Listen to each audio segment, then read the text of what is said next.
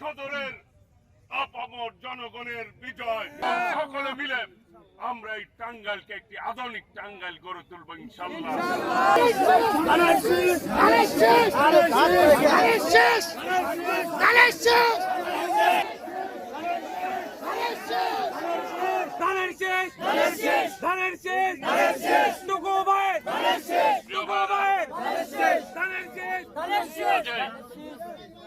আজকে সকলকে অনুরোধ করব,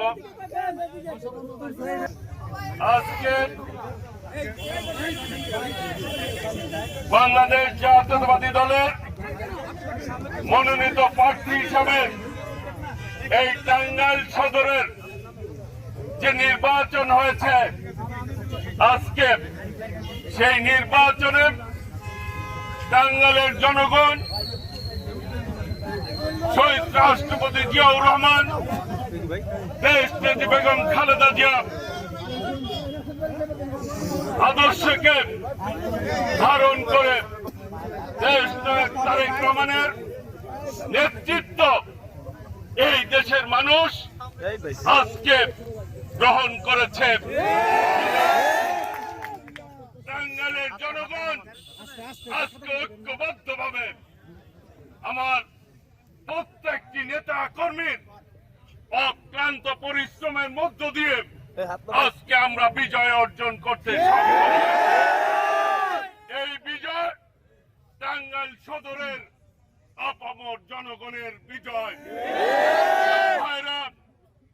আমি যে প্রতিশ্রুতি এই টাঙ্গাইলের জনগণকে দিয়েছি বিগত দিনে, আমি প্রত্যেকটি প্রতিশ্রুতি ইনশাআল্লাহ বাস্তবায়ন করব।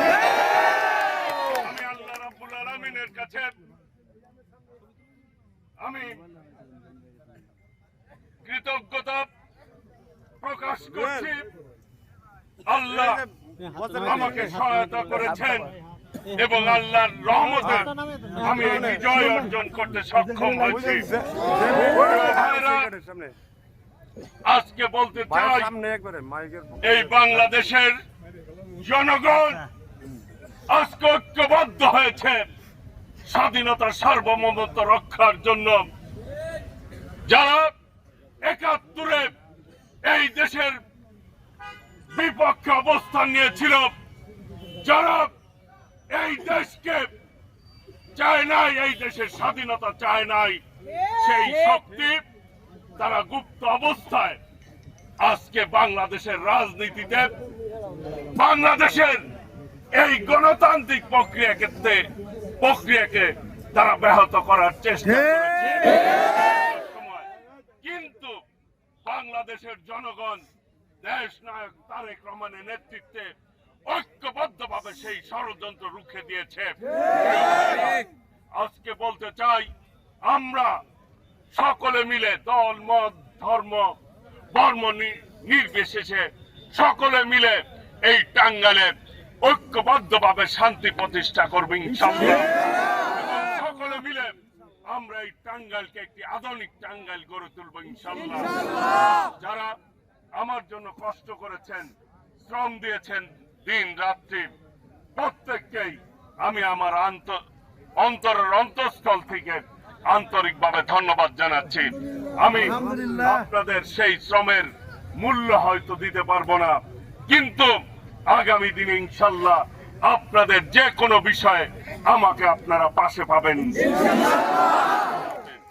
আমি